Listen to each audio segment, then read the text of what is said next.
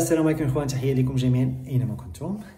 غنحاول نجاوب على بعض التعاليق اللي جات بخصوص تناول التمر والبنان او الموز قبل حصه رياضيه. هاد التعاليق تتقول بان نسبه الانسولين غادي ترتفع.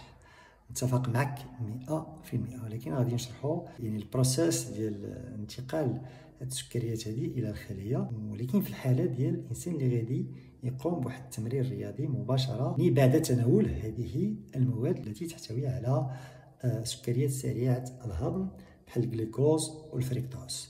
لان جميع الفواكه اللي تتكون حلوه، التمر، البنان وباقي الفواكه، فيها فريكتوز وفيها جلوكوز اللي تيمشي مباشره للدم بعد استهلاكه. بطبيعه الحال الانسان اللي تيستهلك المواد فيها سكريات اوتوماتيكمون البنكرياس تيفرز الانسولين، وبالتالي نسبه الانسولين تترتفع.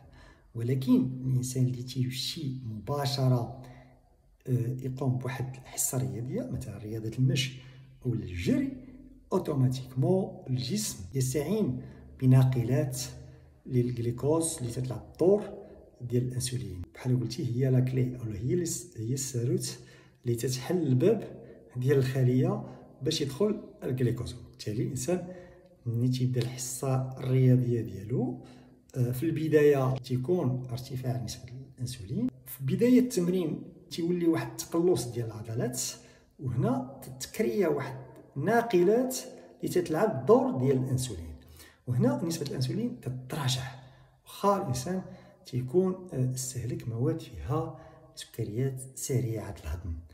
الانسان تيستهلك هاد الفواكه اللي تتكون فيها السكريات اللي سريعه الهضم، تمشي للدم.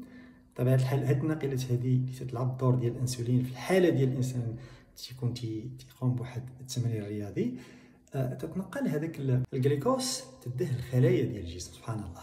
والانسان ملي تيبدا يجري اوتوماتيكمون تيبدا يدخل الاكسجين، دونك هنا تلتقي الجليكوز والاكسجين على مستوى الخلايا. بحال قلتي الخلايا هي سبحان الله، خلق الله بحال قلتي معامل اللي تنتج طاقه داخل جسم الانسان بجوج حوايج، الجليكوز والاكسجين.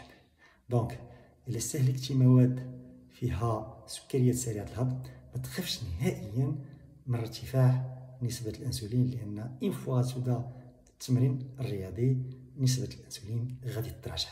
تبارك الله عليكم، والسلام عليكم ورحمه الله تعالى وبركاته.